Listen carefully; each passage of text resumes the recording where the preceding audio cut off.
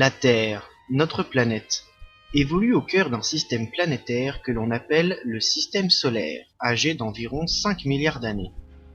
Il est composé de 8 planètes, 4 telluriques rocheuses et 4 géantes gazeuses, qui orbitent toutes autour d'une étoile que l'on appelle le Soleil. En partant de son étoile, qui se situe au centre du système, nous avons donc Mercure, une minuscule planète tellurique, Vénus, approximativement de la même taille que la Terre, mais avec une pression atmosphérique et des températures infernales, notre chère Terre, la planète bleue porteuse de vie, puis Mars, la guerrière rougeoyante, plus petite que la Terre. Ces 4 planètes forment les astres rocheux de notre système solaire. Après Mars, on trouve la ceinture d'astéroïdes, une immense couronne de débris flottant en orbite. Encore plus loin, c'est le domaine des géantes gazeuses. La première, Jupiter, la plus grosse planète de notre système, avec son œil colossal qui observe l'univers. Un peu plus loin, la magnifique et mystérieuse Saturne, la belle aux 7 anneaux. Et pour finir, les jumelles d'émeraude, Uranus et Neptune, aussi grandes que captivantes. Il y a encore quelques années, j'aurais clôturé la présentation du système solaire avec Pluton, une minuscule planète plus petite que la Lune. Mais les scientifiques ont décidé qu'elle ne faisait plus partie des planètes. Neptune ferme donc le bal des planètes de notre système solaire. Je vais vous raconter une version différente de la création de notre système solaire. Cette version, non officielle, est l'œuvre de Zecharia Sitchin. Ce dernier a interprété les traductions des tablettes antiques mésopotamiennes et a retranscrit les combats des dieux créant le monde en une vision de la création de notre système solaire. Cette épopée de la création apporte des explications plus que plausibles et réalistes à de nombreux mystères qui entourent toujours notre système solaire, comme la présence des comètes et leur orbite à l'inverse de celle des planètes, l'axe de rotation penché d'Uranus, la présence de la ceinture d'astéroïdes entre Mars et Jupiter, ou l'existence de Pluton aux confins de notre système planétaire. Tout commence donc il y a un peu plus de 4 milliards d'années. À la place de notre système solaire actuel se trouve un gigantesque nuage de gaz, de poussière et de glace. La gravité comprima ce nuage sur lui-même, augmentant de façon exponentielle la pression et la température en son centre, jusqu'au jour où naquit notre Soleil. Une gigantesque boule de plasma incandescente brûlant à plus de 15 millions de degrés. Mais toute la matière du nuage primitif ne fut pas absorbée lors de la formation du Soleil, et l'apparition de cette étoile mit en rotation toutes les particules qui restaient dans cette zone. Sous la pression et l'attraction de la matière, toutes ces particules de roche, de glace et de gaz commencèrent à s'agglomérer pour donner naissance à des planètes. La première à voir le jour fut Tiamat, une planète tellurique recouverte d'eau. 2 fois plus grosse que la Terre, elle se situe entre les orbites actuelles de Mars et de Jupiter, au milieu de la ceinture d'astéroïdes. La seconde planète à voir le jour fut Mercure, le messager du Soleil, si proche de lui qu'elle est la seule à pouvoir entendre ses murmures. 2 autres planètes telluriques allaient encore naître des résidus du nuage primaire. Vénus l'ardente et Mars la guerrière vinrent se placer entre Mercure et Tiamat. Mais une autre paire de jumelles allait encore faire leur apparition. Sur des orbites bien plus éloignées du Soleil, bien après Tiamat, les géantes gazeuses Jupiter et Saturne imposèrent leur présence. Pour finir, le peu de matière originelle restante suffit à donner naissance aux jumelles d'émeraude, les 2 autres géantes gazeuses que sont Uranus et Neptune, sur des axes encore plus éloignés de notre étoile. Tous les résidus du nuage primaire furent ainsi utilisés pour donner naissance aux 8 planètes qui tournoyaient inlassablement autour du Soleil, au cœur de ce système. C'est ainsi que surgit de nulle part, d'un simple nuage flottant dans l'espace, un système planétaire complexe. Au centre, une étoile, le Soleil. Puis Mercure. Ensuite, Vénus et Mars. Vint ensuite Tiamat, recouverte d'eau, la plus imposante des planètes telluriques. Jupiter et Saturne, les premières géantes gazeuses, s'imposent ensuite par leur taille. Et enfin, Uranus et Neptune, deux autres géantes gazeuses, plus petites, clôturent la liste des planètes. On pourrait penser que tout est bien dans le meilleur des mondes, mais c'est faux. Ce jeune système solaire est instable. Les orbites des planètes ne sont pas correctement réparties, tout comme leurs emplacements par rapport à leur masse et à leur taille. Pour être plus précis, une planète en particulier pose problème. Tiamat, la belle bleue recouverte d'eau, se trouve à une distance du Soleil telle qu'elle engendre de violentes perturbations au sein des autres planètes. Le jeune système solaire est dans un chaos permanent et les risques de collision entre différentes planètes sont courants. Par chance, les perturbations n'engendrent pas de destruction planétaire, mais aucune des 8 planètes du système solaire ne connaît la paix sur une orbite stable. Tiamat exerce une trop forte attraction sur ses voisines, et c'est le système tout entier qui en pâtit. Mais une planète n'appartenant pas à ce système solaire traverse à intervalles réguliers le jeune système planétaire. Il s'agit d'une énorme planète rocheuse 2 fois plus grosse que Tiamat. Elle est encore jeune, mais sa course est déjà passée de nombreuses fois par le cœur du système solaire. Le nom de cette planète rougeoyante, qui vagabonde dans l'espace, est Nibiru. Lors de ses passages dans le système solaire, Nibiru accroît les perturbations. Sa taille et sa masse ne font qu'ajouter à l'instabilité permanente générée par Tiamat. Le chaos est alors total, et seule une chance effrontée permet d'éviter une collision ou une destruction de planète.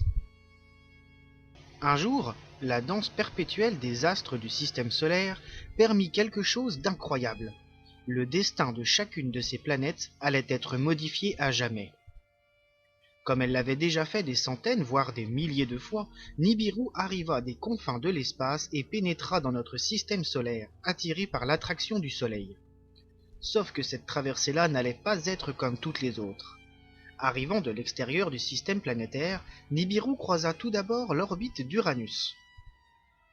Les 2 planètes passèrent si près l'une de l'autre que l'attraction qui s'exerça entre elles fit basculer l'axe de rotation d'Uranus.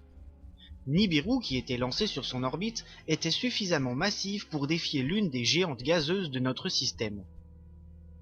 Les attractions phénoménales entre les 2 astres colossaux arrachèrent de la matière à Nibiru, qui l'entraîna avec elle dans sa course. Sa masse et sa vitesse lui permirent d'agglomérer cette matière issue de son duel avec Uranus et de créer 4 satellites. Nibiru se retrouva ainsi filant vers le cœur de notre système solaire, avec 4 compagnons autour d'elle. Après son passage aux abords d'Uranus, le destin avait placé l'orbite de Saturne sur sa course. Après avoir défié vaillamment une géante gazeuse et en avoir tiré 4 valeureux trophées, Nibiru s'avançait fièrement vers la géante aux anneaux, entourée de ses tout nouveaux satellites. Mais Saturne n'est pas le genre de planète à se laisser impressionner. Ces magnifiques anneaux ne font que détourner l'attention des dizaines de satellites naturels qui orbitent autour d'elle. Par chance, le destin décida de ne pas faire affronter ces 2 astres gigantesques. Nibiru passa toutefois suffisamment près de la géante aux anneaux pour imposer sa puissance aux yeux de tous. L'attraction de la colossale planète rocheuse expulsa l'un des satellites de Saturne. Envoyé vers le fin fond du système solaire, ce petit corps rocheux sera référencé par la suite comme étant Pluton. Nibiru continua donc sa course effrénée vers le centre du système solaire, attiré maintenant par la gigantesque force gravitationnelle de Jupiter. La plus grande des planètes de notre système solaire permet ainsi à Nibiru de prendre de la vitesse, et propulse la planète rougeoyante venue des confins de l'espace en direction de celle qui est la cause des perturbations du système solaire, la belle Tiamat. Cette dernière, également assujettie aux diverses forces gravitationnelles et à l'instabilité du système, se voit arracher de la matière de sa surface, comme Nibiru lors de son passage aux côtés d'Uranus. De la même façon que 4 satellites furent engendrés autour de Nibiru, 11 petits corps célestes vinrent tournoyer autour de la belle Tiamat, telle une garde rapprochée prête à protéger la belle bleue de toute attaque ennemie. Le plus gros de ces corps se nomme Kingu et semble littéralement danser avec sa planète mère. toutes les planètes du système solaire continuèrent leur course. Jupiter propulsa Nibiru et ses 4 satellites en direction de Tiamat, désormais entouré de ses 11 gardes. Une fois passé l'orbite de Jupiter, plus rien ne peut s'opposer à la rencontre des 2 monstres telluriques. Tiamat, impuissante, ne peut qu'attendre l'approche de Nibiru. Avant même que la vision ne puisse confirmer l'approche des 2 planètes, c'est l'attraction gravitationnelle de Nibiru qui entre en jeu. 2 fois plus imposante que Tiamat, la colossale rougeoyante de l'espace commence à agir sur les fils de la Belle Bleue. Les uns après les autres, 10 de ces satellites nouvellement créés furent arrachés aux forces de Tiamat et propulsés dans le sens inverse de la rotation des planètes autour du Soleil. Seul Kingu, plus proche et plus imposant, parvint à demeurer aux côtés de sa créatrice. Les 10 petits corps célestes qui avaient été engendrés des entrailles mêmes de Tiamat furent ainsi éjectés par Nibiru aussi simplement que des plumes par le vent. Mais ils continueront à jouer un rôle au sein du système solaire, en devenant les magnifiques comètes qui illuminent de leur chevelure les nuits des hommes. Le temps passe, et Nibiru se présente enfin face à Tiamat. La Belle Bleue se voit alors pris au piège, fixant son bourreau qui avance inexorablement vers elle. Attiré par la gravité de Tiamat, Nibiru semble soudain lâcher vers elle ses 4 satellites offerts par Uranus. Tels 4 flèches fondant vers leur cible, les petits corps rocheux viennent s'écraser sur Tiamat, la frappant en plein cœur. Encaissant l'un après l'autre chaque impact dévastateur, Tiamat finit par rendre l'âme, les flancs lacérés par les attaques de Nibiru. Mais dans son ultime combat, la Belle Bleue reste rebelle jusque dans la mort. Et si la vie lui a été arrachée par les assauts des satellites de Nibiru, son corps massif reste droit, posté sur son orbite, continuant de faire face à Nibiru. Cette dernière, poursuivant sa course, se dirige droit vers le corps sans vie de Tiamat. Avec toute la puissance que lui avait conférée Jupiter, Nibiru s'écrase sur une planète 2 fois plus petite qu'elle, et dont le corps porte les traces de ses multiples bourreaux. La collision est brutale et dévastatrice. Affaibli par les impacts antérieurs des satellites de Nibiru, Tiamat est littéralement coupé en 2. Nibiru désintègre la moitié de la Belle Bleue, réduisant en miettes les vestiges sans vie de Tiamat. La violence de l'impact propulse la moitié intacte de la planète bleue en direction du Soleil, et la place sur une nouvelle orbite. Venant se loger entre Mars et Vénus, les restes du corps de Tiamat, suivis par Kingu, son fidèle fils, sont forcés de s'établir dans cette partie du système solaire. La partie de Tiamat, détruite par Nibiru, se dispersa sur l'ancienne orbite de la Belle Bleue. Ces minuscules morceaux de roche et de glace formeront ce que nous appellerons plus tard la ceinture d'astéroïdes, entourant le Soleil et séparant comme une traînée de paillettes les planètes rocheuses des géantes gazeuses. Nibiru poursuivit sa route et sortit du système solaire. Elle avait perdu ses 4 satellites, mais était venue à bout de la perturbatrice Tiamat. Sans la présence au centre du système planétaire de la colossale planète bleue originelle, les différentes planètes purent se stabiliser et finirent par trouver leurs orbites respectives. Les restes de Tiamat, propulsés sur la nouvelle orbite, entre Mars et Vénus, ne restèrent pas pour autant inertes. Kingu continua d'orbiter autour de la moitié intacte de Tiamat, et son attraction, associée aux diverses forces de gravitation du système solaire, finirent par former un nouvel astre rocheux. Cette nouvelle planète, 2 fois plus petite que Tiamat, possède également à sa surface une importante quantité d'eau. Elle deviendra la nouvelle planète bleue de ce système solaire, et portera le nom de Terre. Kingu, pour sa part, deviendra son seul et unique satellite naturel, la Lune. Cette nouvelle configuration astrale du système solaire permit de stabiliser l'ensemble des astres, qui y demeuraient, et de pérenniser une paix amplement méritée. Le nouvel ordre des planètes du système solaire, en partant de son étoile centrale, était donc Mercure, Vénus, la Terre, Mars, Jupiter, Saturne, Uranus et Neptune. La Terre possède toujours autour d'elle les vestiges de Kingu, sous l'apparence de la Lune, et Neptune pouvait désormais admirer, à la sortie du système solaire, la minuscule Pluton, qui fut arraché à Saturne.